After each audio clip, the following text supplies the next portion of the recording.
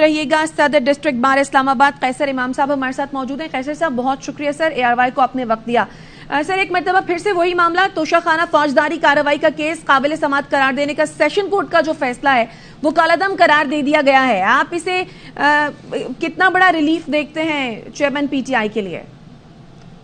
Actually मैंने कुछ time पहले भी ये बात जो है वो कही, इसी पे कमेंट करते हुए कि जो इस्लामाबाद हाई कोर्ट के अंदर पिटीशन फाइल की गई थी वो बेसिकली उस मेंटेनेबिलिटी के 2 ऑर्डर्स थे, उन्हें चैलेंज किया गया था before the Islamabad high court. वो जो दोनों ग्राउंड्स थे, 2 पिटीशंस थी, उनमें कुल मिला के 3 ग्राउंड्स थे जो कि चेयरमैन PTI ने लिए थे कि ये जो पिटीशन है, जो कंप्लेंट है बिफोर सेशंस कोर्ट, ये मेंटेनेबल नहीं है, ये काबिल समाअत नहीं है।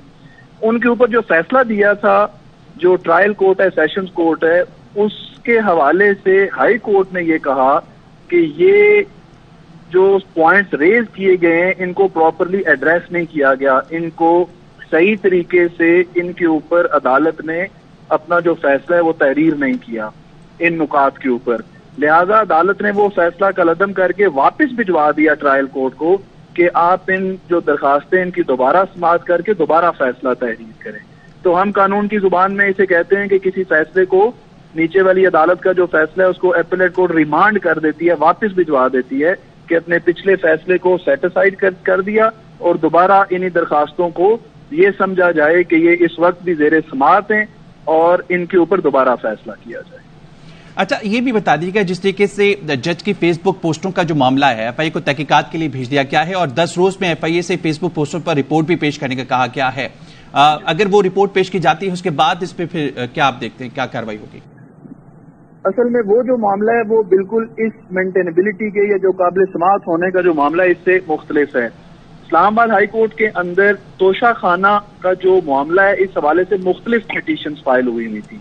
तो उनमें से एक पिटीशन थी जिसमें कि चेयरमैन PTI ने ये रिक्वेस्ट की थी अदालत आलिया से कि ये जो मामला है वो इस अदालत से ट्रांसफर किया जाए और उसमें कुछ ग्राउंड्स लिए थे और उनमें से एक ग्राउंड ये था कि जो जज साहब हैं उनका फेसबुक अकाउंट है और उस हवाले से कुछ उसके ऊपर पोस्ट हैं कि जो ये शो करती हैं कि वो खिलाफ है और उनका एक माइंड जो है वो ऑलरेडी वो बता रहे हैं कि वो किस तरफ टिल्ट है।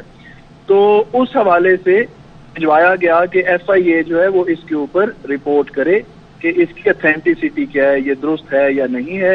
फिल वक्त ट्रांसफर की एप्लीकेशन को खारिज फरमाया गया है और भिजवाया गया है FIA को वो तहकीक करे इसके ऊपर।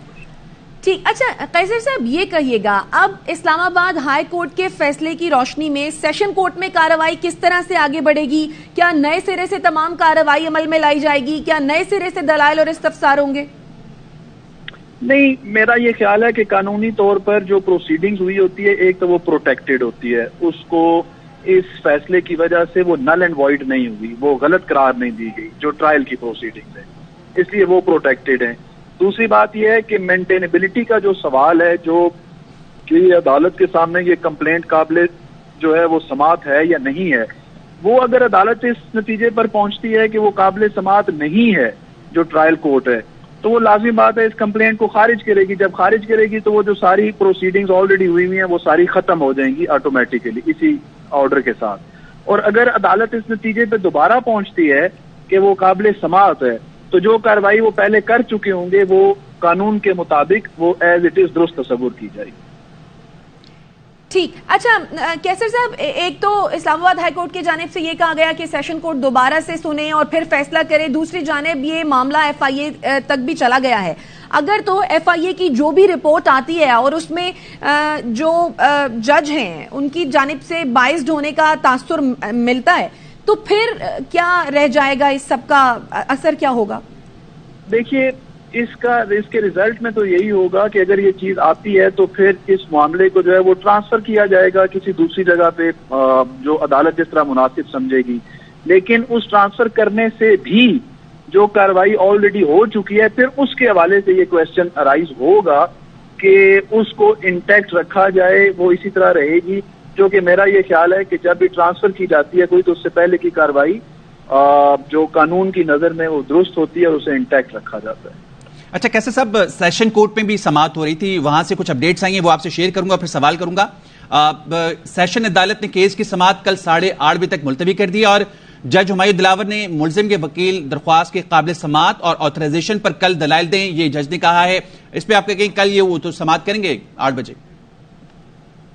मेरे ख्याल में कि उन्होंने जो सुबह के लिए रखा होगा, क्योंकि अदालत जो है वो इंतजार कर रही थी अदालत आलिया के हुक्म का कि वो इस हवाले से क्या अहकामात आते हैं, तो वो अहकामात मौसूल होने के बाद उन्होंने फिर सुबह दोबारा मेंटेनेबिलिटी की दरखास्त के ऊपर दलाइल के लिए रखा है कि उसके ऊपर जो जो चीजें हाई कोर्ट में अजीब की गई हैं ताकि वो रिमांड हुआ है और कल दोबारा जो उसके ऊपर समाअत हो। तो हाई कोर्ट का जो हुक्म है उसको उन्होंने एज इट इज को फॉलो करते हुए वही पुरानी दरखास्त हैं उनको मेरे सफर करते हुए सुबह के फिक्स दिया कि आप उसके ऊपर दोबारा बहस करें।